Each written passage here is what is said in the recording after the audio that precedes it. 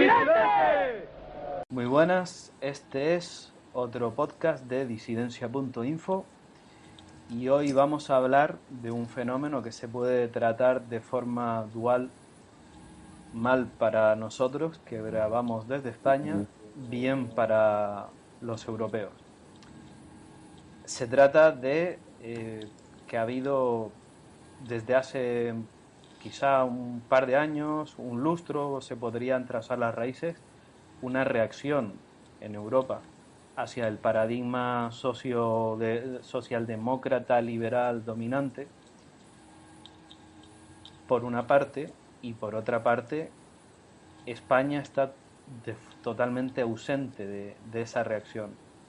Si nos vamos más allá, no solamente se trataría de Europa, sino también tenemos Estados Unidos, donde gente como Ron Paul o Donald Trump se escapan bastante del sentimiento neocon o de los catetos del Tea Party que hay en el Partido Republicano, y una vez más vemos que en España no hay nada y que los partidos nuevos son unas simples alternativas, más que alternativas, relevos generacionales de los que ya había.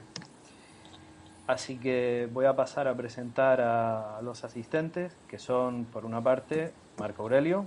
Muy buenas. Buenas tardes. Pelayo. Muy buenas tardes. Hoy Rec no está, pero vamos a intentar que se incorpore luego. Pues creo que esta reacción europea la podemos dividir entre europea o extranjera, por así decirle, occidental. Podríamos dividir entre una netamente americana, otra netamente de Europa occidental y otra de Europa oriental. ¿Qué nos puedes decir de eso, Pelayo? Bueno, se trata de un fenómeno global, como fuiste enunciando, los sitios por donde existe esta reacción, que tiene, bueno, pues componentes universales a todos los países, pero luego también tiene características propias de cada uno, ¿no? No en todos los lugares hay la misma reacción, ni la reacción es igual, ni se basa en las mismas ideologías o en los mismos principios, aunque posee características comunes. Y para mí una muy clara sería la oposición a todo eso que llamamos globalización, ¿no? Estos movimientos de reacción, por lo general, están muy en contra de todo lo que sea socavar la soberanía del Estado nacional, y en esto lo comparten pues posturas muy diferentes, como las que puede haber en Norteamérica, como decías, con el Donald Trump como lo hay en Europa Occidental. Por ejemplo, el Frente Nacional es el caso más agudo de todos, y luego en Europa Oriental pues lo mismo. Claro que conviene también dividir un poco todo esto, porque, como decíamos, pues en cada lugar, en cada región y en cada país difieren muchísimo.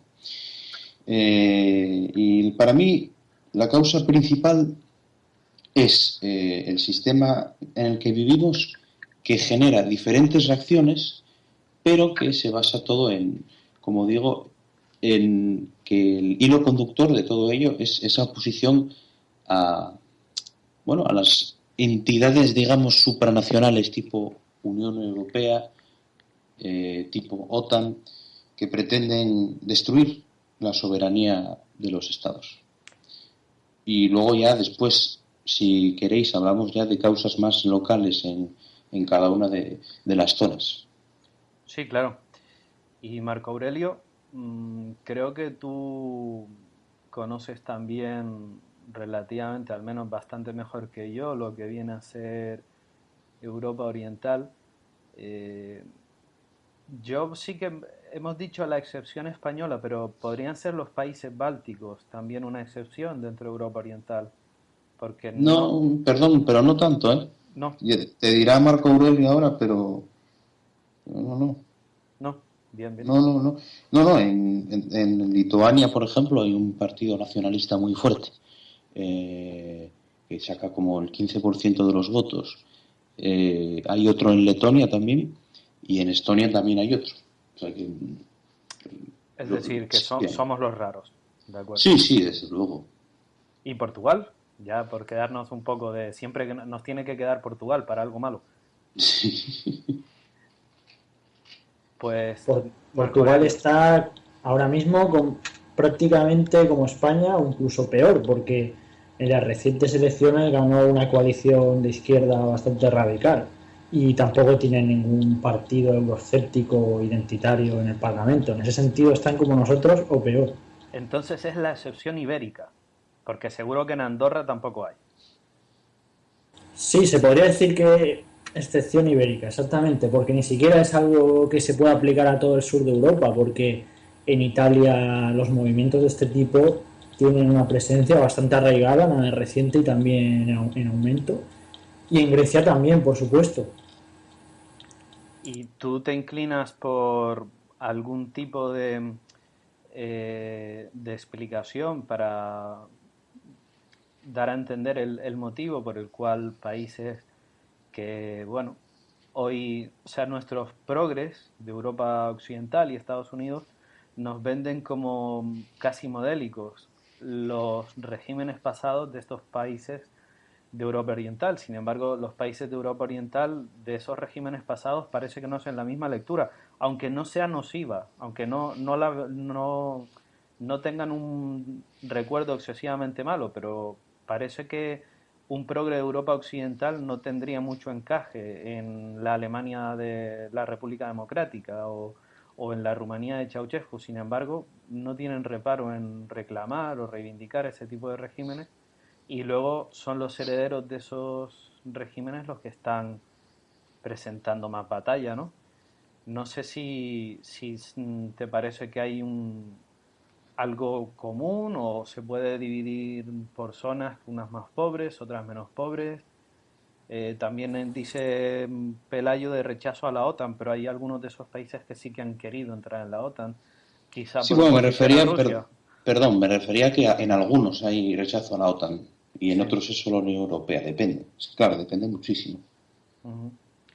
Depende. ¿Cómo es posible, Marco Aurelio, que estos países donde la gente no ha tenido casi nunca ni voz ni voto sean donde ahora parece que tienen más voz y más voto? A ver, hay que tener en cuenta que estos países han estado durante muchos años, hasta hace prácticamente 25 o 26 años, bajo la órbita comunista. Y claro, los progres de aquí se suelen pensar que un régimen comunista era lo que ellos se imaginan como tal. Es decir, rollo ingeniería social de la escuela de Frankfurt con el tema este de derechos de los homosexuales, feminismo, inmigración, multiculturalismo, relativismo moral, todo vale y tal. Se piensan que es algo así, pero es que en la realidad estos países tuvieron unos regímenes que al menos en el tema social, para ellos serían completamente de extrema derecha. Por ejemplo, tenemos que en los países comunistas la homosexualidad estaba perseguida. Tenemos que no había prácticamente inmigración y la que había era muy minoritaria y siempre legal. También no se promovía el odio a lo propio, no se promovían todas estas ideas que empezaron a brotar en Europa Occidental a partir de los 60, con el mayo 68, la Escuela de Frankfurt, lo que se viene a llamar posmodernismo y contracultura. Esto en Europa Oriental no se dio. En Europa Oriental estuvieron aislados de este proceso hasta prácticamente principios de los 90, cuando empezaron a entrar en la Unión Europea y a tener presencia de ONGs financiadas por la CIA y por Soros y otros países. Es a partir de esta época cuando empiezan a entrar en contacto, pero claro, ¿qué se encuentra en este momento cuando ven este tipo de partidos, de ideologías de izquierda? Lo siguen recordando lo siguen viendo así como algo comunista, como algo del pasado. Es decir, porque aunque, como he dicho antes, los regímenes comunistas no tuvieron tampoco una ideología promovida desde el Estado consistente en la promoción de estos valores, sí que relacionan lo rojo con los regímenes anteriores que tuvieron. Entonces, como que lo ven más como una vuelta al pasado. No sé si me explico bien. Sí, yo creo que sí, que ha quedado claro. Dentro de estos países de Europa Oriental, también creo que deberíamos incluir a Grecia. Quizá Grecia tenga la reacción más extrema de todas, porque eh, lo que es Amanecer Dorado, que es un partido bastante antiguo ya, creo que están al borde de declararse abiertamente fascistas, ¿no? O nacionalsocialistas, tercera posición, como se le quiera llamar. En todo caso, no se podría hablar ni siquiera de que han tenido un pasado comunista ni de nada. También le puedes buscar, bueno, es que son más pobres, pero es que Portugal no creo que esté mucho mejor que Grecia. Entonces, se le busca, no sé, quizá un apego a lo propio. Pueden tener las iglesias de esos países algo que ver, las iglesias católicas que han funcionado como aglutinador social, las ortodoxas también. Grecia es un país en el que ha habido varias polémicas por el tema de la religión, siempre en cuestiones de identidad. Cuando se quiso eliminar de su documento nacional de identidad que una persona era de religión ortodoxa, pues fue algo muy disputado y muy contestado, y creo que la Iglesia allí sigue teniendo mucha presencia. Eh, Puede ser ese alguna de las claves que son que Europa Oriental es menos atea. Digo incluyendo Grecia, que Europa Occidental o no. Quien quiera que recoja la pregunta. A ver, Grecia no diría yo que es un país de Europa Occidental, yo diría que está a medio camino entre Oriente y Occidente, tiene características de los dos lados.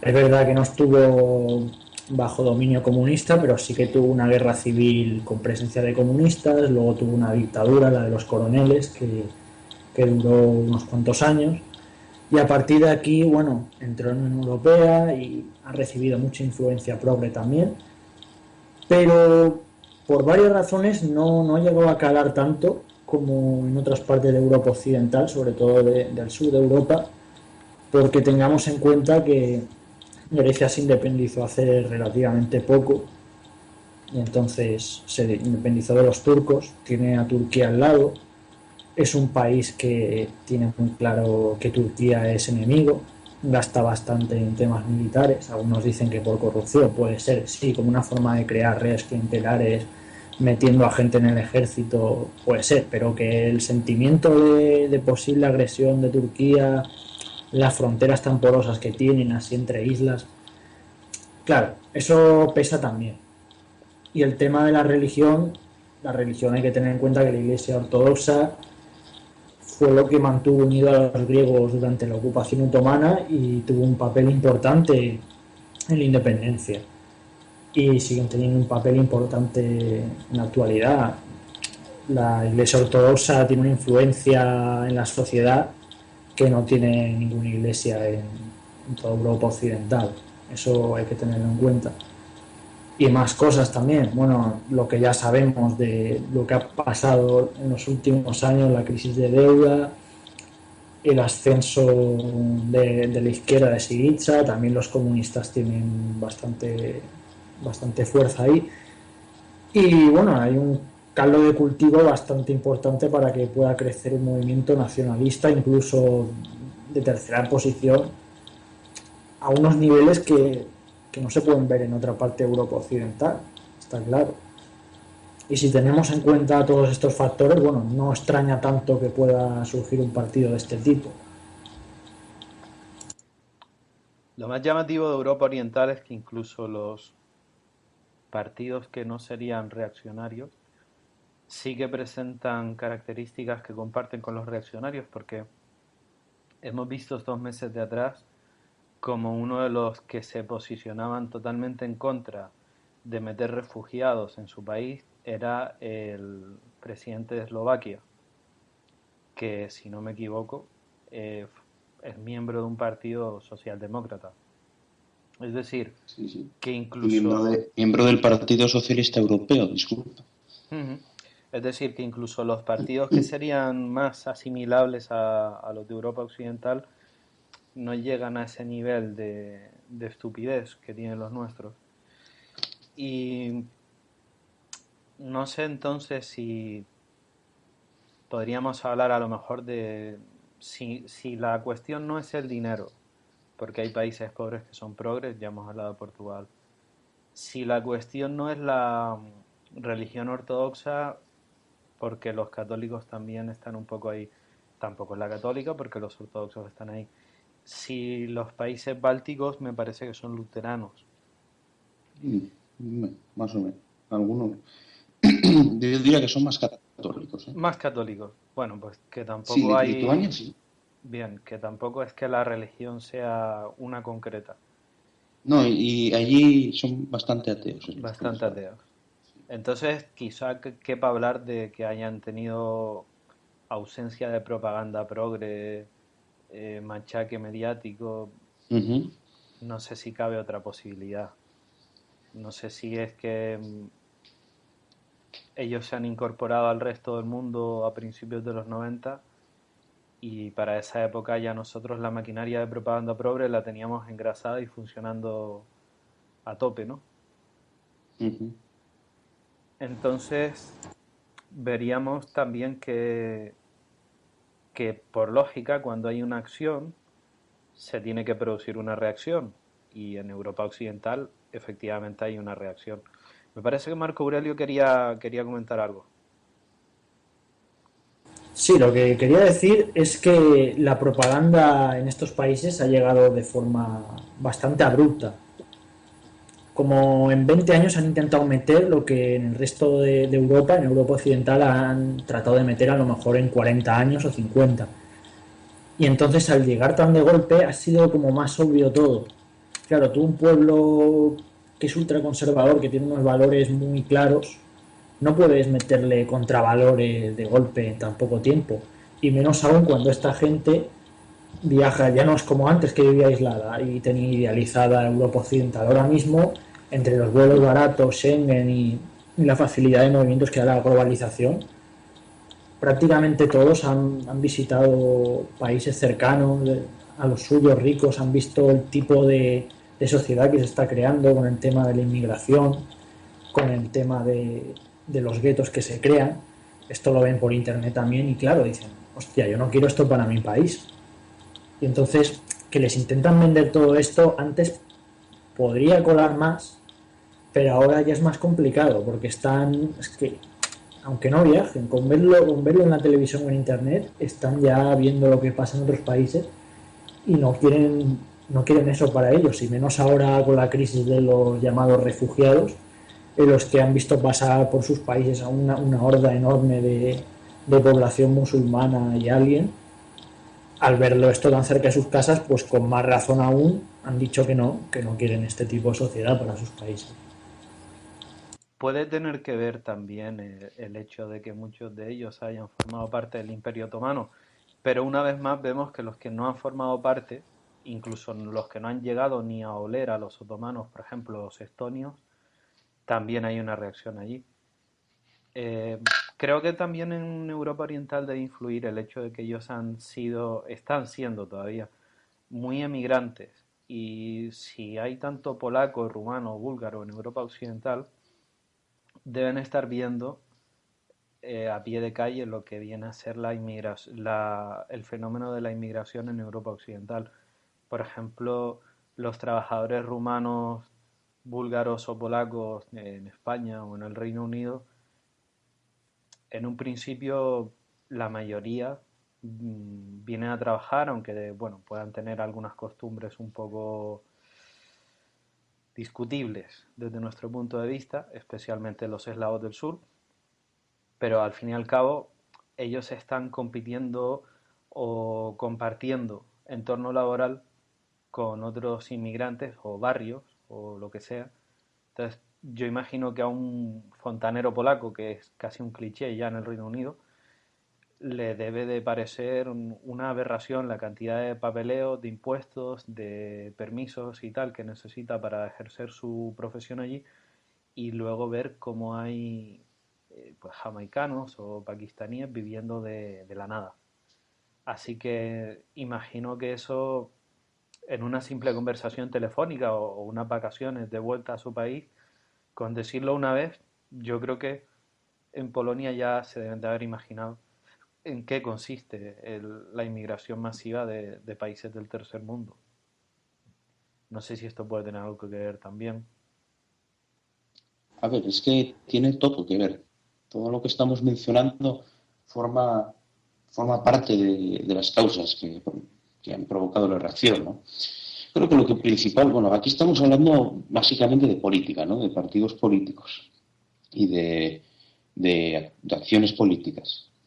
Y en Europa Oriental lo que ocurre es que estos temas trascienden la política, es decir, si hablamos de la reacción de los partidos y demás en Europa Occidental, pues no sé, hablamos de Marine Le Pen, hablamos de UKIP en Reino Unido, pues básicamente se habla de política, ¿no? Se habla de, bueno, qué resultados sacaron y demás. Pero en Europa Oriental el tema ya es más social. Me explico. En Europa Oriental, lo que decías antes, Grapla, de el presidente de Eslovaquia, que no aceptaba refugiados, siendo del Partido Socialdemócrata, que forma parte del Partido Socialista Europeo, como el PSOE, es porque si hubiera dicho lo contrario, pues a lo mejor en las siguientes elecciones desaparecía el partido. Es que la diferencia que hay ahora mismo de un lado a otro del Danubio o de o del Oder, si se quiere, es el Oder, ¿no? El que separa Alemania de Polonia. Pues es tan tremenda que uno lo ve incluso cuando viaja por allí. Y es que, claro, son países, como decía Marco Aurelio, que son nacionalistas. Son mucho más conservadores. Y muchos de ellos todavía son muy religiosos. Los hay que son bastante ateos, como la República Checa, pero, por ejemplo, Polonia, perdón, es muy católica. Entonces, allí, digamos que la norma no es ser progre, como en Europa Occidental. Entonces, claro, digamos que a lo mejor desde Bruselas se intentó imponer el mismo modelo con mucha rapidez, como decía Marco Aurelio, y vamos, se toparon con un muro tremendo. Se toparon con gente que no quería renunciar a su identidad y con gente pues que no veía bien cabalgatas del orgullo gay ni cosas así. Y esa es la principal causa de por qué ha habido una reacción tan virulenta en Europa Oriental, que por cierto es bastante reciente en términos de política, porque bueno, todo esto que estamos viendo con Víctor Orbán en Hungría, eh, todo lo que vimos de lo de Eslovaquia mismamente, eso tiene muy poco tiempo. Los países orientales fueron los más entusiastas defensores de la Unión Europea hasta hace muy poco, básicamente porque bueno, les interesaba cuando Europa iba bien económicamente antes de la crisis de 2008, pues eran los que más ayudas recibían con diferencia y siguen recibiendo a pesar de todo. Y bueno, toda la pobreza en la que estaban a principios de los 90, pues les hacía ver con cierta esperanza todo este proceso de integración en la Unión Europea. Pero por el tema de la crisis en parte y también por cómo ha sido de agresiva la propaganda progresista desde Bruselas, pues el cambio ha sido tremendo. Y ya lo vimos hace poco en Polonia, ganó las elecciones el euroscéptico Ley y Justicia, en Grecia ya lo habéis comentado, incluso en países como Croacia, que se metió ayer en la Unión Europea, y ya el entusiasmo por la UE es mínimo ya. O sea que Europa Oriental, desde luego, no, no hay visos de que vaya a cambiar, es más, va a ir a más toda esta reacción, porque está en los propios corazones de la gente, no es algo simplemente político. ¿Qué crees que hubiera pasado si esto de los refugiados o de la inmigración masiva, en lugar de empezar en los 90 o lo de los refugiados este mismo año, se hubiera propuesto en el año 85 en España? Claro, hubiera pasado esto. No sé Yo, si tan agresivamente, pero ¿te imaginas a esos líderes sindicalistas de estos de las huelgas generales y tal, diciendo que sí, que entrasen tantísima gente y tal, o no? claro que no. A ver, es que pongámonos en la piel de un polaco que viva en una ciudad media de Polonia. ¿Qué es lo que le rodea? Pues polacos como él. Igual que un español de hace 20 años. Igual, España era un país étnicamente homogéneo, era un país con valores más tradicionales que el resto de Europa, pero bueno, pues en las últimas décadas, pues no sabemos exactamente si de manera deliberada o por propia degeneración, pues pasó lo que pasó y ahora estamos como estamos. Pero está claro que si hubiera ocurrido en los años 80 lo que está pasando en Europa del Este, reacción hubiera habido, eso desde luego. No podemos precisar cuánto porque estamos en un... Esto es una ucronía de esto que dicen, ¿no? Pero estoy seguro de que hubiera habido reacción, sí. Es decir, que lo que nos pasa es que eso, dinero y propaganda, ¿no? Claro, bueno, y además, ¿cómo va a haber una reacción política si no hay un sentimiento social grande que pueda apoyarla? Todo lo que acaba de pasar de Podemos, por ejemplo, a pesar de todo lo que ha habido de propaganda televisiva y demás, responde a un anhelo de mucha gente. O sea, no es que saliera de la nada ese tema. Mucha gente, pues mucho perro flauta que no tenía quien votar, ahora tiene quien votar, mucho ultra izquierdista que lo mismo, mucha gente indignada, claro, sobre todo si no trae gente indignada porque está en paro o lo que sea. Y ahí surgió.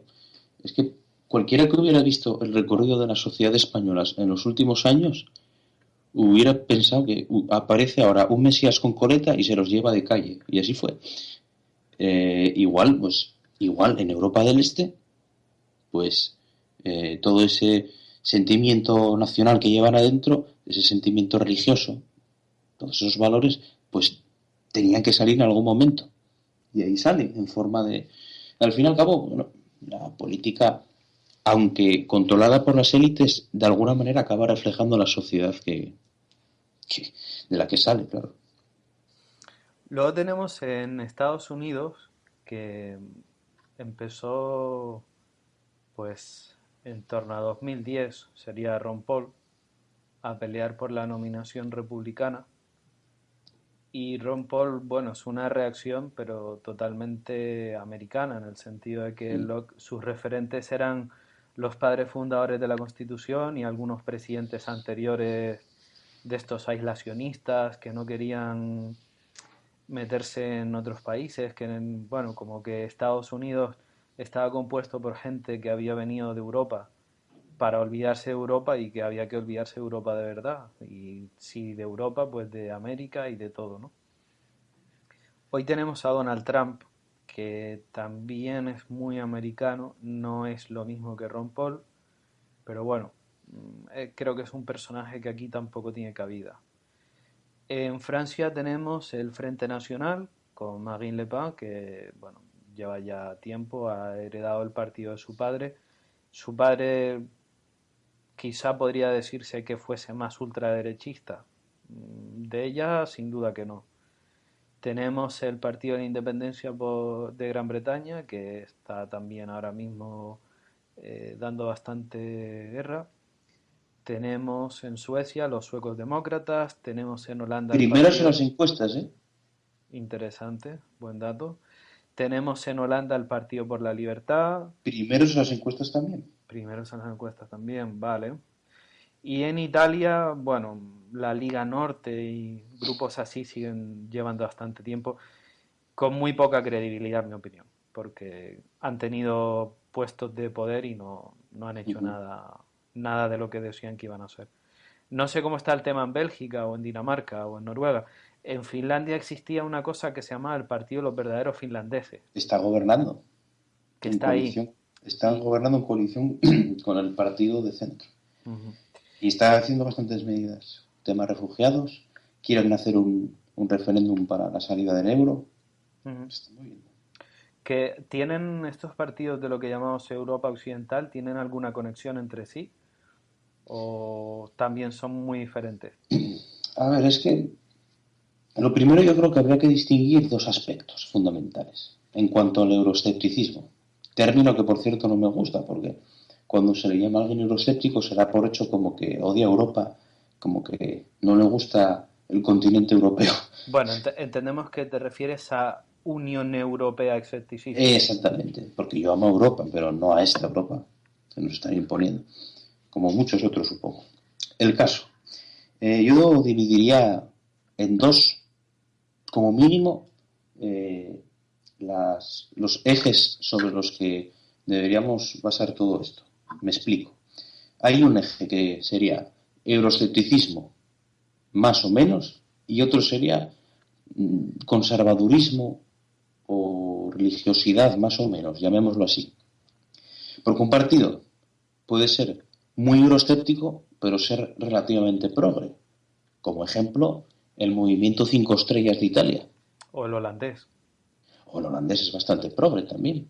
Aunque es más nacionalista, digamos, también. Pero sí que es progre, sí. Para nuestros estándares, desde luego. Porque está a favor de la ingeniería social, del aborto y estas cosas. Entonces hay que distinguir muy bien esto.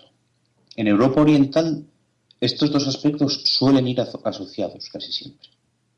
Lo vemos en los principales partidos euroscépticos. Pero como decimos, en Europa Occidental no tiene por qué ser así.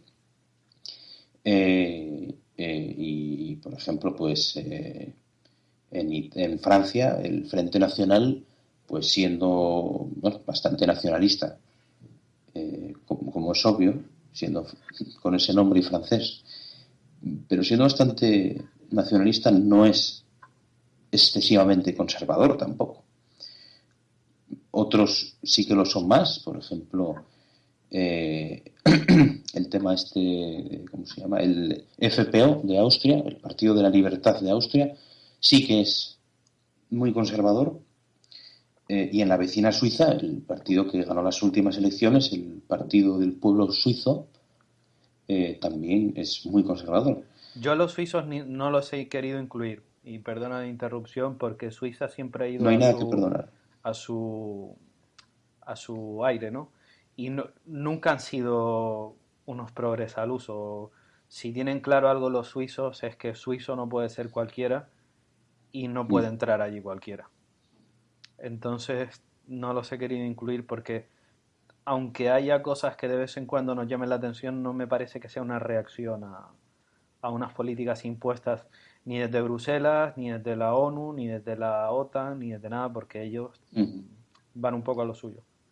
Así Sí, que estoy de acuerdo. Pero bueno, es digamos, la evidencia de que van a lo suyo y cada vez votan más a partidos que van más a lo suyo, antes que cualquier intento de aproximación a las instituciones europeas.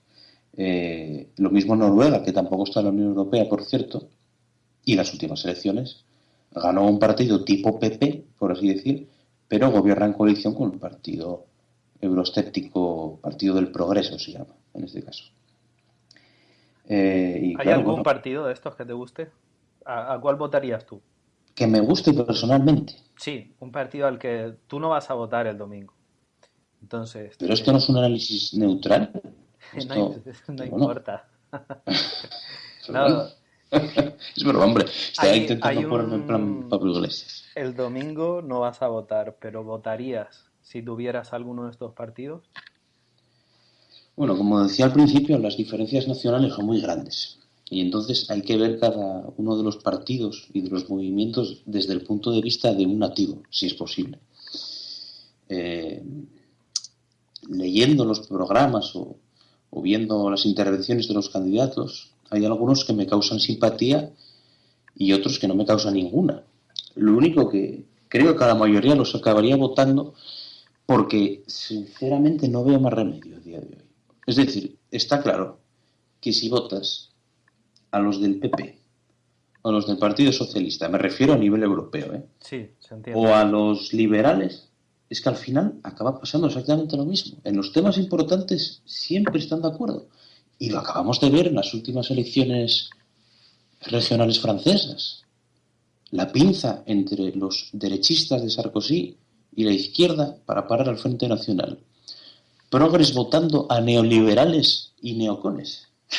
Pero bueno, ¿qué es esto? O bueno, incluso cosas más curiosas. El que ha salido más votado en la región de Alpes Mediterráneos, o sea, Niza, Marsella y tal, ha sido un tipo de los de Sarkozy al que sí que se le podría llamar más bien fascista o ultraderechista en el sentido en el que se lo llaman al Frente Nacional. Es alguien que poco menos que plantea poner vigilancia por cámara en cada esquina, bueno, una ingeniería social, pero no de la progre, sino de la otra, y sin embargo allí los socialistas, pues, para que no saliera al Frente Nacional, le han votado sin mayores reparos. Ujú. Ya ves, es que está claro que aquí se han quitado las caretas muchos, ¿eh? Pero El caso bueno, más ¿a extremo, cuál votarías? Dime uno. uno al que votaría, el de Sí, Austria, yo creo que lo votaría, si fuera austriaco, claro. el de Austria. Sí, ¿Y otro, sí. crees que en Europa Occidental hay alguna posibilidad, por ejemplo, la demografía permite que en Francia partidos como el Frente Nacional lleguen a más de lo que han llegado o ya han tocado techo? Mm, pregunta difícil. Yo, bueno, estuve leyendo varios ensayos al respecto de politólogos, sociólogos, demografía y demás. Y bueno, en Francia, el ejemplo, claro, es que Francia es el país más importante en el que hay euroscepticismo, porque en Alemania no lo hay. Y claro, hay que fijarse en Francia, el primero de todos. Y allí, pues, a ver, ya sabemos que entre la juventud, pues, los musulmanes me parece que son sobre el 20%, más o menos. El total de inmigrantes no inmigrantes, sino inmigrantes o descendientes de, entre la juventud, pues se acercan al 30%. En regiones como París son la mayoría, en Marsella son la mayoría. Entonces, por muchos motivos que voten al Frente Nacional, los otros van a tener un gran caladero en los no franceses. Así que sospecho que el Frente Nacional está llegando ya a su techo, ¿eh? A no ser que la situación degenere a marchas forzadas en los próximos años, cosa que no podemos descartar, desde luego. En otros sitios, como por ejemplo en Austria, que no tiene absolutamente nada que ver, sí que podría llegar a arrasar el partido este de la libertad sin ningún problema, además. Y en las encuestas ya le dan unas cifras altísimas, 35% y cosas así. Ujú. Pero allí, claro, es una sociedad algo más conservadora, no hay tanta inmigración como Francia. Claro, depende mucho de cada lugar. Yo diría que en general todavía hay margen y bueno, no olvidemos que esto es Europa y el hombre europeo siempre se caracterizó por sacar lo mejor de sí mismo en las peores situaciones y esperemos que esta vez no sea diferente. Ahora voy a pasar a América y se lo voy a dejar a Marco Aurelio, que en su momento estaba bastante metido en quién era Ron Paul. Es un tema totalmente americano, está muerto en América. Donald Trump recoge un poco este escepticismo contra el gran gobierno, eh, o simplemente es otro tipo de persona reactiva al paradigma progre dominante, y también si la demografía actual de Estados Unidos permite que alguien como Donald Trump salga elegido. Bueno, aquí hay que tener en cuenta que Ron Paul tuvo su punto álgido de popularidad en 2011, cuando las primarias de ese año del Partido Republicano, que las perdió siendo el único candidato que no había recibido donaciones por parte de ningún millonario. Y bueno, y en este punto, a ver, tenía bastante apoyo de jóvenes, la mayoría blancos de clase media, universitarios, que con bastantes conocimientos económicos y políticos, que la apoyaron con bastante fervor en su día. Lo que pasa es que desde que se retiró Ron Paul, como que no ha habido ningún político que haya sabido recoger el testigo.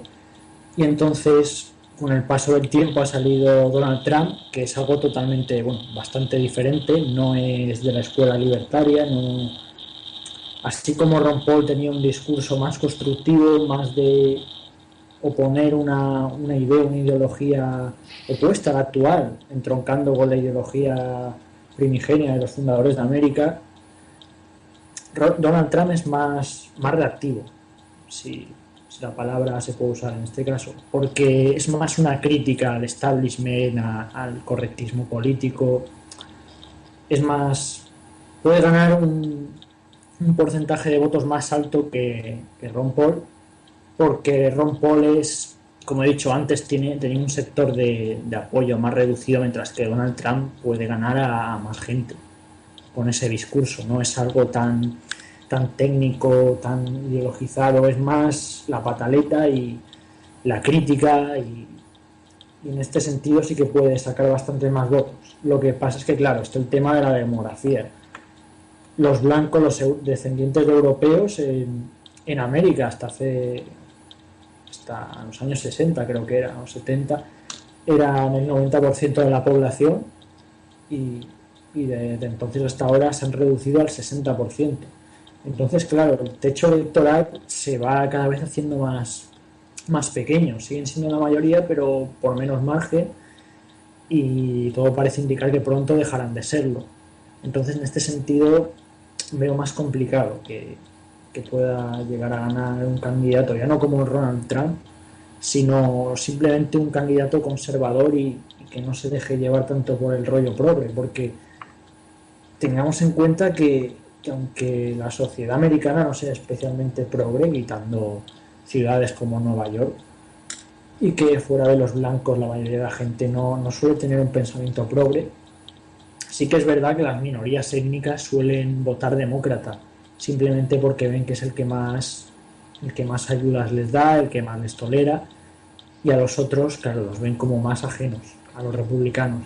En este sentido, va a costar bastante ¿Cómo es que pueda. posible que, por ejemplo, los asiáticos de origen coreano, chino, japonés, vietnamita, que no son precisamente gente muy progre, ni tampoco reciben nada del gobierno?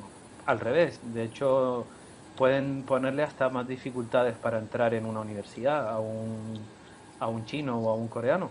¿Cómo es posible que esa gente también vote demócrata? Es algo que no llego a concebir qué motivo puede tener.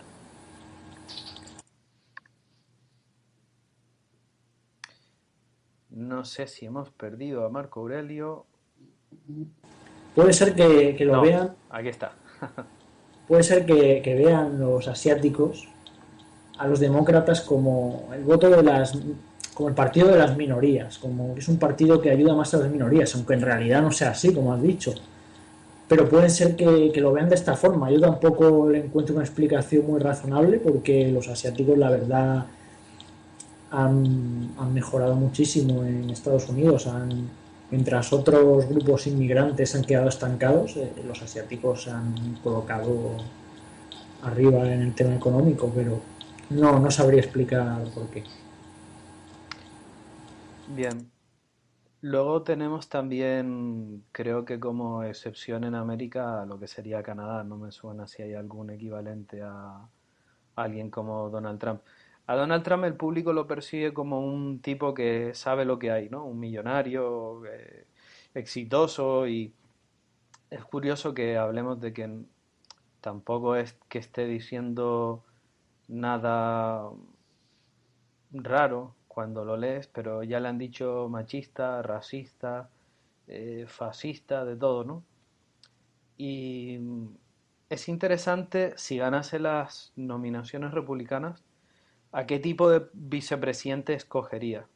Probablemente cogería a alguien muy político que ya supiera lo que es, pues, no la Casa Blanca a lo mejor, pero sí alguien que sea un político de verdad. Podría ser interesante qué dúo hacen, porque Donald Trump es un tipo que, bueno, parece que no juega a la política o al posibilismo.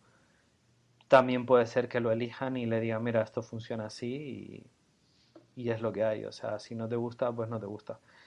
Esa gente como Donald Trump o antes mencionamos Ron Paul, ¿tienen algún tipo de posibilidad de existencia en lo que viene a ser Europa o es algo totalmente americano, totalmente eh, autóctono de allá que no se puede trasplantar de ninguna manera? Porque bueno, aquí en Europa la gente así de tendencias más identitarias no le llega a disgustar de todo Donald Trump. por lo que puedo ver por internet y por lo que me han comentado en persona. Pelayo, te ha A tocado. ver, puede haber, sí, a ver, puede haber aspectos en común, pero como ya decía, las diferencias nacionales son muy grandes. Y un país de Europa Occidental tiene muy poco que ver con Estados Unidos. Entre otras cosas, por ejemplo, Ron Paul era de ideología básicamente libertaria, es decir, contraria al Estado, y en Europa es muy difícil defender una posición identitaria contra el Estado. Y vamos, casi no existe, vamos, por lo menos no tengo constancia de que haya alguna, con posibilidades, digo. Ni siquiera en el Reino Unido. Bueno, precisamente iba a comentar el caso del Reino Unido, que el Reino Unido no responde del todo a la lógica política de la Europa continental. Y ciertamente, pues el Partido de la Independencia del Reino Unido sí que tiene un carácter un tanto más libertario. Aunque me preocupa que también podríamos tacharlo un poco de libextario el suyo, ¿eh? Sí, Ya también lo, sabes. también lo pienso. Quizá el Partido de la Independencia de Gran Bretaña lo tenemos conceptuado como algo muy bueno porque hemos visto durante años a Nigel Farage dejando en ridículo a gente en el Parlamento Europeo, ¿no? Luego, Sí. quería también preguntar, dentro de los partidos que hay en Europa Occidental hemos visto que hay gente muy diferente unos de otros. Por ejemplo, el Partido por la Libertad, o el Partido de la Libertad, el de Holanda, el de Geert Gerd Wilders, Wilders. estábamos diciendo que es muy progre, pero bueno, al menos es coherente. Es decir, si yo fuese un progre, que quiero que, bueno, incluso no siendo progre, o me pueden llamar progre, a mí me da igual. Si dos hombres van de la mano por la calle, para mí no es el espectáculo más bonito que hay, pero no pienso que sea yo nadie para decirles eso no se hace. Uh-huh. También pienso que una mujer, pues bueno, si quiere trabajar, si quiere estudiar, que lo haga. Por supuesto en igualdad de condiciones, no mejorándosele el currículum ni nada que se le parezca. Eh, entonces, supongo que para mi bisabuelo yo sería un progre, sería un feminista o un homófilo, o no sé, algo así. Y lo coherente sería no querer destruir eso. La idiosia progre es tan grande, no en el caso de Holanda, que dices, no, yo soy gay friendly, soy feminista, soy ateo y refugees welcome. Y dices, ajá, o sea, miles, millones de musulmanes no ateos, no gay friendly y no feministas. Y, y quieres que entren. Bueno, es que si hablamos del caso de Holanda, perdona que te interrumpa, pero es obligatoria la mención a Pim Fortuyn, Sí, este activista antimusulmán que era homosexual y fue asesinado por un musulmán por sus posturas. sí, Y era, luego habrá mucho facha por ahí que diga, no, pero era un maricón. Bueno, pues un maricón que murió por defender a Europa de la invasión del Islam. sí, O sí. sea que, bueno, pues ahí está. Fue asesinado por un progre, no por un musulmán. Ah, sí, vale. Sí, Ah, sí. sí, Ah, mira, a ese nivel llega. O sea que los musulmanes ni mira. siquiera necesitan actuar, tienen a los progres dispuestos a sacrificarse por ellos. Es surrealista, pero así es esta ideología. Bueno, y dentro de Europa Oriental también hay partidos muy diferentes unos de otros. Quizá el más raro sea Jobbik. Aparte de Amanecer Dorado, Yo, Jobbik es un partido que incluso iría en contra de la línea de otros, porque tiene ahí como una especie de amalgama ideológica en el que ven a sus orígenes otomanos como algo a respetar o a reivindicar, y eso yo no sé qué acogida tiene dentro de la sociedad húngara. ¿Cuáles partidos? otomanos no. Bueno, ellos se ven dentro de lo que son el grupo de pueblos túrquicos, creo. Más, a ver, los magiares, que eran los pueblos que dieron origen a Hungría, no, realmente no, turcos no eran, pero bueno, sí, pero bueno, sí, que eran de origen, digamos, oriental. Y Es una ideología que creo que se llama el el panturanismo. turanismo, sí. Sí, vale. Y no sé si esos partidos son simplemente anécdotas. Luego, ¿qué opción puede ir triunfando, puede ir predominando en Europa Oriental? La de Amanecer Dorado quizá también sea demasiado extrema, ¿no? O sea, Mm. demasiado paramilitar, demasiado de tíos... O sea, que tiene una imagen muy poderosa, ¿no? Pero me parece todavía demasiado extrema para un país que todavía no es tan pobre. Mm. Bueno, yo creo que la tendencia, bajo mi punto de vista, es partidos conservadores, sin duda, nacionalistas, euroescépticos, y que en lo económico, digamos, que estén en una tercera posición. Y a Ni lo, favor, ya también a favor de la soberanía nacional, de la primacía del Estado sobre la Unión claro, Europea, de la al, nación sobre lo global. al decir Es euroescéptico, bastante importante. Sí. sí, por ahí. Y en lo económico, como digo, que muchos se están cayendo un poco de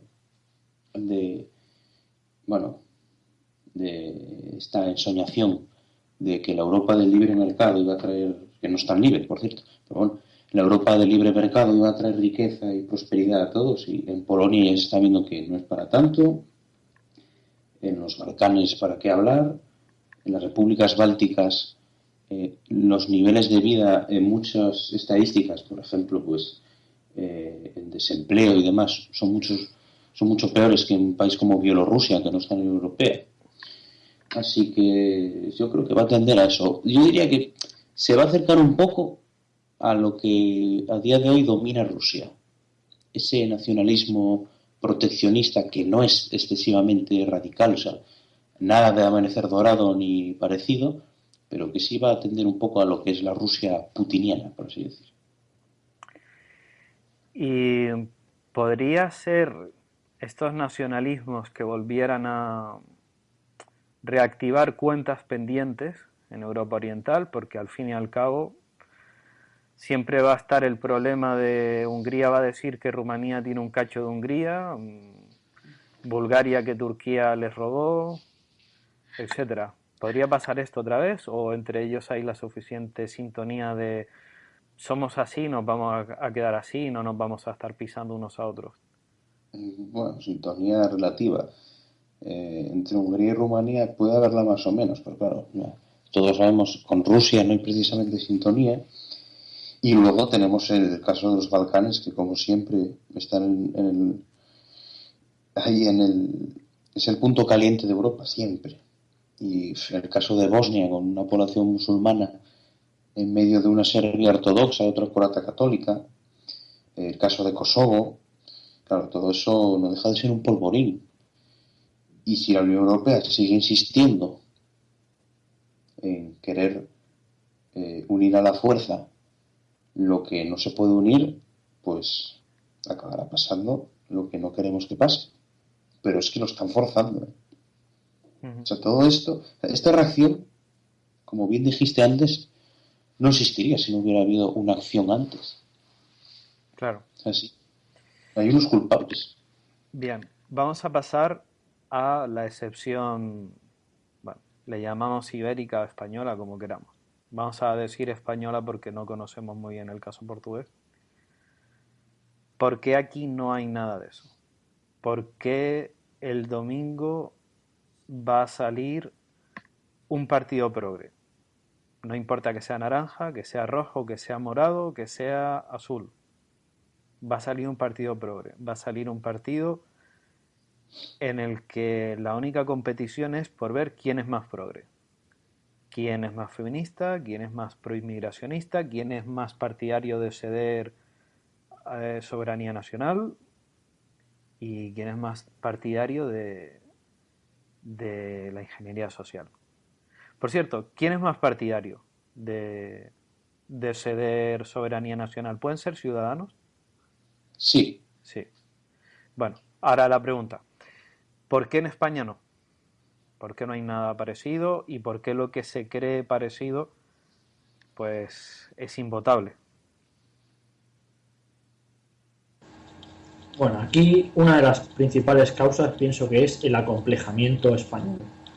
Porque aquí estamos viendo que desde hace décadas se está educando a la población, enseñándola a odiarse a sí mismo, a odiar a su propio país, a, a odiar su historia, a desconocerla, a fijarse siempre en modelos extranjeros que ven como más avanzados, suelen ser los países nórdicos normalmente. Y todo este desprecio a lo propio, el fin del instinto de territorialidad, cualquiera puede venir a comprar la economía y las empresas principales sin problemas. Todo esto está creando, bueno, ha creado un caldo de cultivo perfecto para que la ideología progre cale perfectamente. Cale de una forma que no se ve en prácticamente ninguna otra zona de Europa ni del mundo. Hemos llegado a un nivel en que enseñar la propia bandera del país en cualquier sitio, incluso en páginas de Facebook, donde sea, está ya visto como algo que está mal, algo que se relaciona con el pasado franquista y tal. El franquismo también pienso que, más que el franquismo, la forma en que se enseñó el franquismo también pesa bastante, porque el franquismo es visto así como una época oscura. Todos los valores que no son progres se relacionan automáticamente con el franquismo y entonces de la edad oscura lo que viene a ser el paraíso es lo progre, representa lo progre. Entonces todo lo que vaya en contra de lo progre significa volver al oscurantismo. Es así como funciona la lógica y claro, a esto hay que unirle también que mucha gente piensa que España es un país ultraconservador, franquista. De verdad, mucha gente, sobre todo entre los jóvenes, piensa que seguimos en los años 60. Y a nivel político esto tiene su reflejo perfectamente. La gente se piensa que estamos en los años 60 y 70 y se vota en consecuencia. Ciudadanos no es más que un partido socialdemócrata de los que haya apuñados en Europa. Partido de centro izquierda. El PP es un partido muy blando también, un partido socialdemócrata. El PSOE es incluso más radical que la mayoría de partidos del Partido Socialista Europeo. Y Podemos, bueno, es que Podemos directamente no tiene parangón en Europa. Ya tendríamos que irnos a Sudamérica para encontrar partidos parecidos. Es que es así. Hemos hablado en el foro, ¿no? De la sudamericanización de España. Quizá también sea parte de la excepción española. Es verdad que España es el único país de Europa Occidental, junto con Portugal, que también participa de esa excepción, que tuvo una dictadura que duró hasta la mitad de los años 70. Y entiendo que los regímenes posteriores se han ocupado mucho de intentar poner como que el régimen anterior fue la peor cosa que podía haber pasado. Pero bueno, al fin y al cabo también no sé si podríamos hablar de acomplejamiento, pero tiene que haber un algo más para que compitamos siempre. No sé si les da la sensación de que cuando en Europa hay democracia, en España había dictadura, cuando en España había democracia, por así decirlo, en el resto de Europa se estaban poniendo las dictaduras. Parece un poco como si fuéramos siempre al revés. Y no sé si es que llegamos tarde o demasiado pronto. Entonces, mmm, yo no recuerdo en ningún momento que haya habido ninguna tendencia dentro de los partidos que tenemos de ir hacia otro lado, sino hacia la progresía. Son Podemos es una versión más progre del PSOE que el propio PSOE y Ciudadanos es una versión más progre del PP que el propio PP. ¿Por qué la juventud es tan progre? No sé, recordamos que en el instituto y en el colegio nos machacaran constantemente o por qué, no sé, tanto autoodio, tantas conclusiones cambiadas. Que coja la pregunta quien quiera. A ver, la verdad es que como los disidentes estamos huérfanos ante estas elecciones en general en el panorama político español. Porque de vivir en otro país europeo, por lo menos con la nariz tapada, podríamos votar a alguien. alguien que dijera no queremos más Unión Europea, no queremos más inmigración masiva, no queremos más homosexualización o bueno, más progresización, por así decir, pero en cambio aquí, pues, es que no hay absolutamente nada votable a día de hoy. Entonces, entre los jóvenes, si el progresismo ya es generalizado, entre los jóvenes ya es extremo. Es muy difícil hoy en día conocer un joven en España que directamente no sea progre. Porque el que no se declara como tal, luego pasivamente asume los antivalores del progresismo porque no se quiere comer la cabeza. A ver, la mayoría de la gente en España, en realidad, como en otras muchas partes, pero es que en España, sobre todo, es bastante pasota. Y ahora, como la tele empezó a soltar que el cambio político, pues va a ir mucha gente a votar. Pero en el fondo, la gente no... La gran masa de la población es dirigida por unos pocos. Y esos pocos pues son extremadamente progres. Y es así. ¿Y por qué puede ser que nunca nos planteemos bueno, o sea, ¿por qué nunca hay nada posible desde la actitud individual? ¿Por qué siempre tiene que ser que venga un Salvador, que venga un Mesías? Es decir, los perroflautas lo están esperando y les ha llegado. Pero ¿por qué los demás también pensamos eso? Porque una actitud puramente individual está bien para lo individual, pero a largo plazo el país se va a acabar hundiendo igualmente. ¿Cómo? No, A ver, creo que no. plantear una respuesta individual, es decir, de no hacer nada más que centrarse en lo suyo y olvidarse de todo lo que te intente meter en la cabeza desde la tele o desde donde sea, está muy bien. Lo que pasa es que tiene la consecuencia de que a largo plazo, pues no, o sea, se va a acabar, van a acabar imponiéndose bueno, yo iba a decir los enemigos, pero habría que decir mejor los traidores, ¿no? Por ejemplo, fuera del sistema tenemos una cosa que podemos estar más o menos de acuerdo con quienes estén detrás, pero con el hecho en sí creo que todos vamos a estar de acuerdo. El Hogar Social de Madrid. Puede ser esa la respuesta que vamos a ir viendo, que se vea como válida. Tema de asistencia a gente sin hogar, soluciones, es decir, cosas que la gente diga, mira, nadie lo está haciendo, lo están haciendo ellos. Uh-huh. ¿Puede ser eso?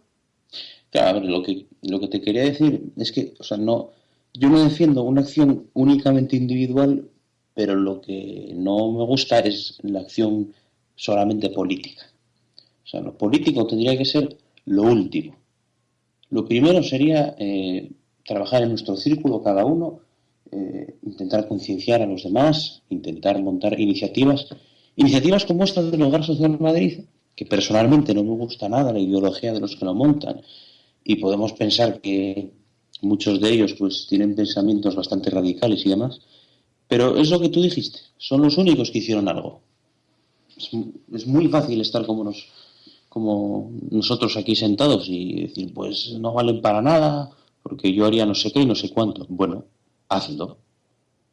A ver, algo que hay que tener claro es que la población española es muy pasota. Entonces, Sí, el hecho de que mucha gente esté esperando un Mesías, esto obedece tanto al pasotismo como a ser conscientes del pasotismo, saber que de la sociedad no va a salir ningún interés por cuestiones ideológicas sobre estos movimientos. Entonces, pienso que la única forma que hay de que estos movimientos o iniciativas, ideología, como se quiera llamar, consiga adeptos, tiene que ser ofreciendo algo a la población, ofreciendo, por ejemplo, los del Hogar Social Madrid están ofreciendo algo a un sector de la población en concreto.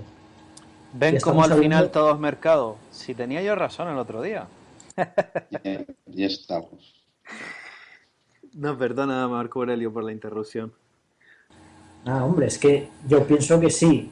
Quizás en otro país sí que la gente se pudiese movilizar más por temas ideológicos. Por ejemplo, lo que ocurre en Europa Oriental, lo ven como una amenaza a su forma de vida. Pero en caso de España, con más razón, ideológicamente ahora no se puede combatir porque no contamos con las mismas armas. Los medios, los creadores de opinión, los llamados intelectuales, las universidades, los partidos políticos, es todo progre. Entonces, atacando desde esta forma siempre vamos a tenerlas de perder, pero en cambio, si algún tipo de movimiento disidente en contra se quiere posicionar y ganar adeptos, va a tener que ofrecer algo, ya sea lo que he dicho antes de ayudar a los necesitados españoles, ya sea enfrentándose a las bandas de Latin Kings, que cada vez hay más en las ciudades grandes como Madrid y Barcelona, echando a ocupas de las casas, que esto también es lo que ha aumentado mucho el éxito de Amanecer Dorado en Grecia. Todo este tipo de iniciativas. En Grecia se ha dado el caso de que a lo mejor unos albaneses o gitanos rumanos o lo que sea ocupaban un piso de alguien, ese alguien denunciaba a la policía, no le hacían caso, lo mismo que en España, le obligaban a abrir un procedimiento judicial para que al final dictaminaran que le tenían que devolver la casa. Pues al final lo que hicieron era, lo que se hacía era llamar a los de Amanecer Dorado, entraban ahí los miembros del partido, de alguna milicia que tienen a la casa, los echaban a patadas y mira, ya habían ganado adeptos. Es así como están obteniendo apoyo, simplemente haciéndose cargo de las funciones que el Estado no hace. Pero eso es muy criminalizable desde los medios, ¿no? Exactamente, es criminalizable, bastante criminalizable. Por eso se tiene que empezar, pienso yo, primero por el círculo más cercano. Cada uno intentar concienciar a la gente, hacer nosotros acciones al respecto, o abstenciones también, no solo acciones. Por ejemplo, no ir a comprar a ciertos establecimientos, eso es una abstención, no es una acción como tal, pero que ya tiene efecto. Si todos lo hicieran, bueno, empezando por aquí, ya se puede articular en torno a la creación, si lo va haciendo cada vez más gente, que aumente el apoyo hacia este tipo de iniciativas. Y claro, cuando en el futuro lo más previsible es que la economía y la economía, la política, todo se empiece a hacer más corrupto cada vez, entonces más tercermundista, y iniciativas de este tipo cada vez se verán mejor, y los medios, por mucho que traten de criminalizarlo, no va a haber un momento que no se va a poder parar. Claro. Yo di una idea una vez de que se puede hacer incluso con dos personas. Con que conozcas a otra persona parecida a ti, ya puedes. Y viene a ser el asunto de, por ejemplo, coger y acompañar a tu vecina mayor a sacar su pensión del banco. Que hay muchas veces que les están esperando para robarles en ese momento. O sea, los ladrones saben qué día van a retirarla, y que los viejos suelen manejar dinero en efectivo. Con lo cual, pues, la ocasión la pintan perfecta. Una víctima propicia, una persona débil, y pues mínimo 600 euros o algo así que se pueden llevar. Pues simplemente dos personas pueden decirle a su vecina o su abuela, su tía, abuela, quien sea, o una amiga de su abuela: señora, vamos a ir con usted. Yo creo que son cosas que hacen mucho más que el estar demandando un democracia nacional social revolucionaria falangista de las juntas nacionales de sindicalismo del Amanecer Dorado.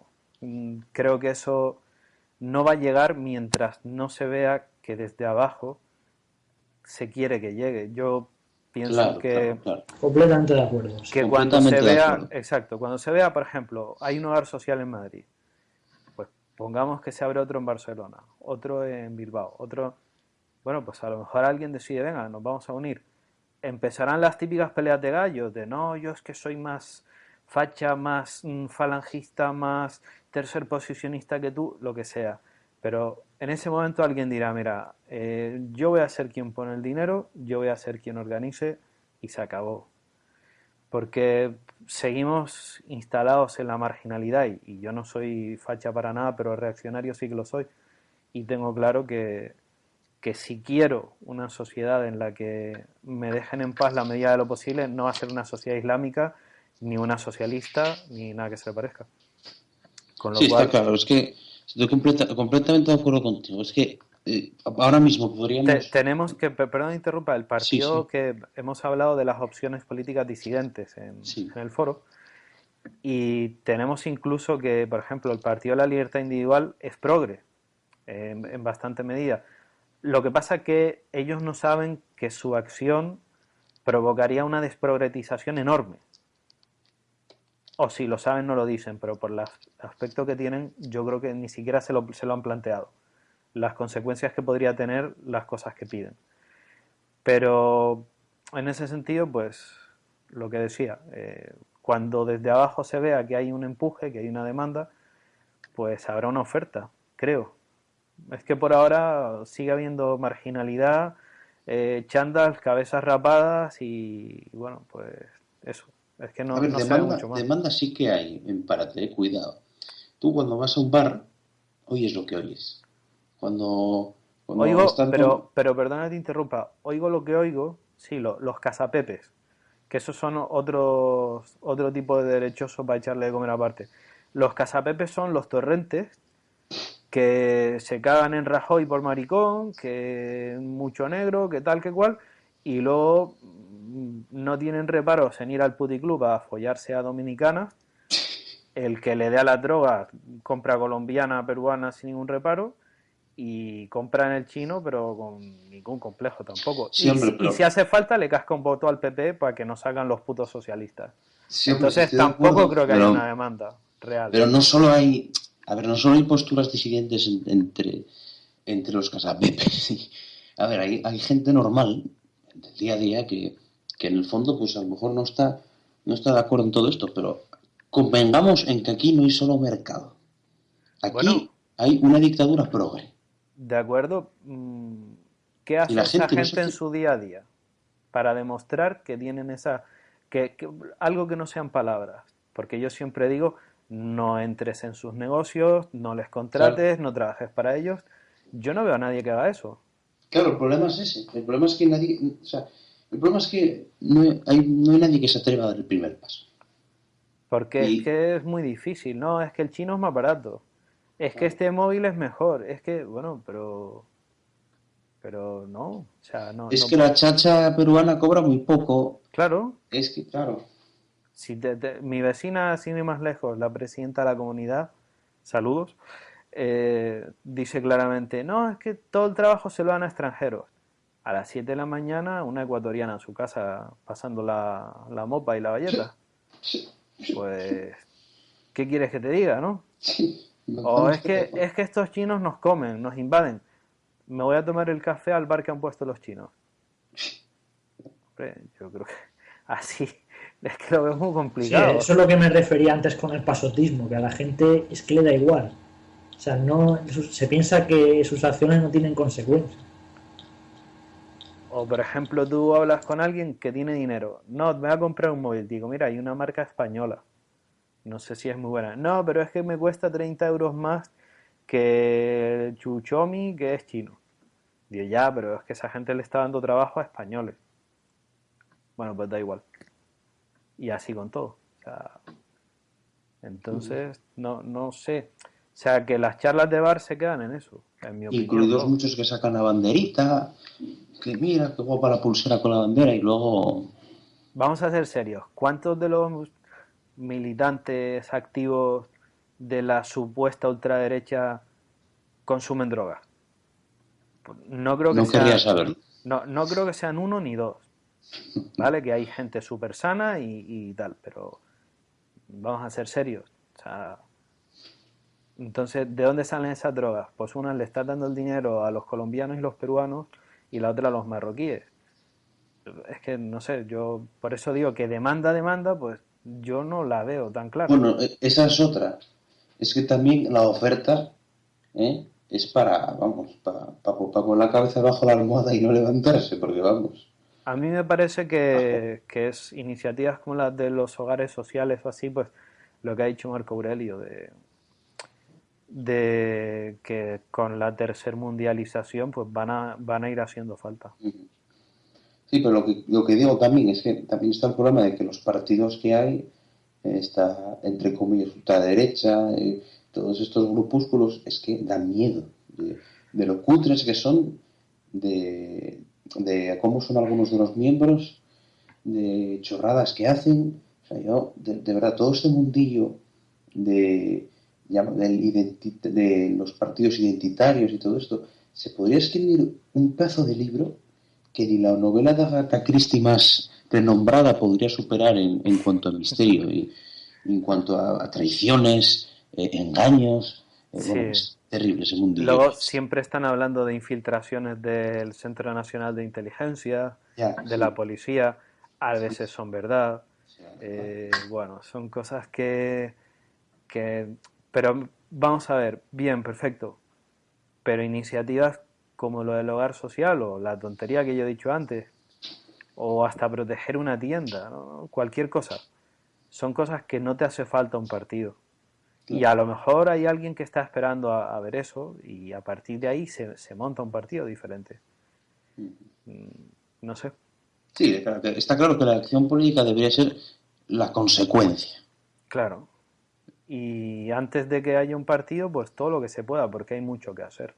Claro. Y no hace falta que se te levante el brazo y se te quede la palma de la mano abierta. No, porque es verdad, hay mucha gente que no somos así y que no tenemos, que tampoco nos hacen ninguna gracia lo que estamos viviendo, ¿no?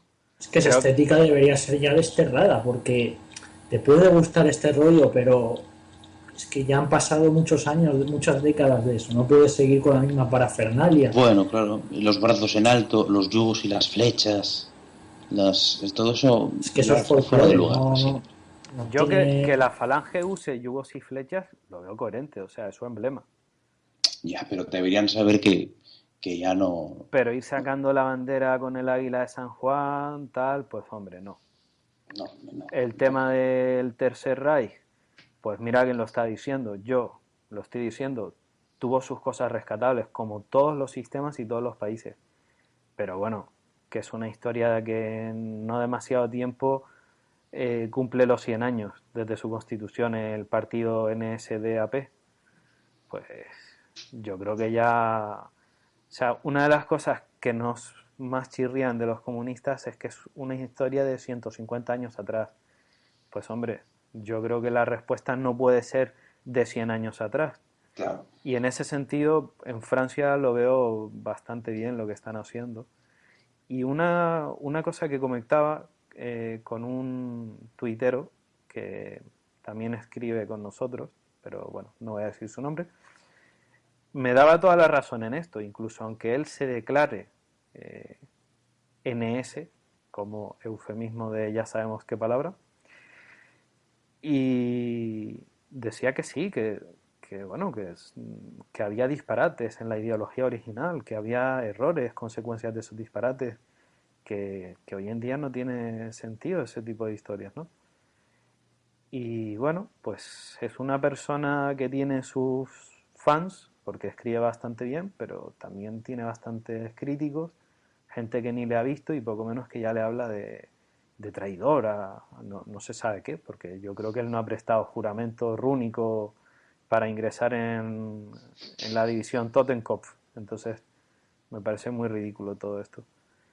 Y luego, claro, los partidos equivalentes identitarios aquí se han montado unos chiringuitos muy guapos y algunos líderes yo creo que viven bien de ellos. Otra cosa que se ve en Francia, muchas mujeres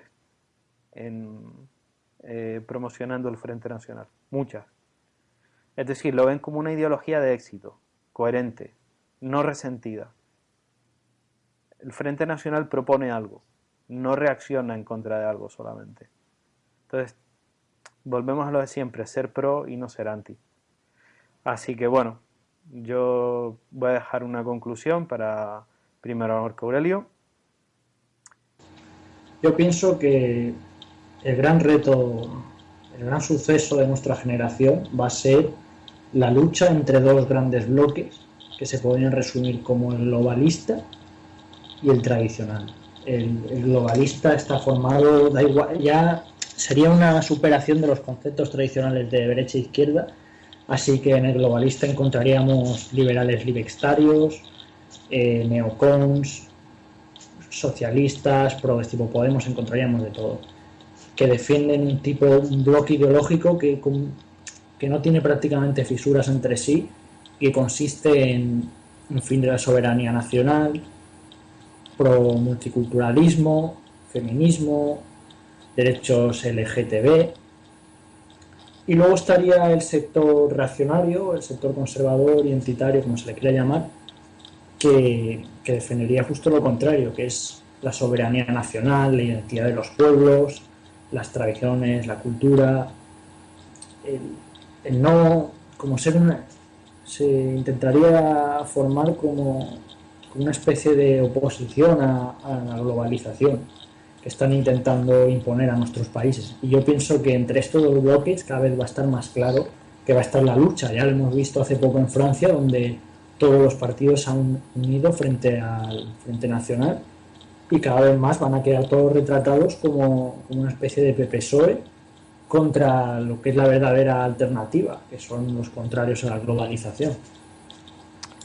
Muy bien.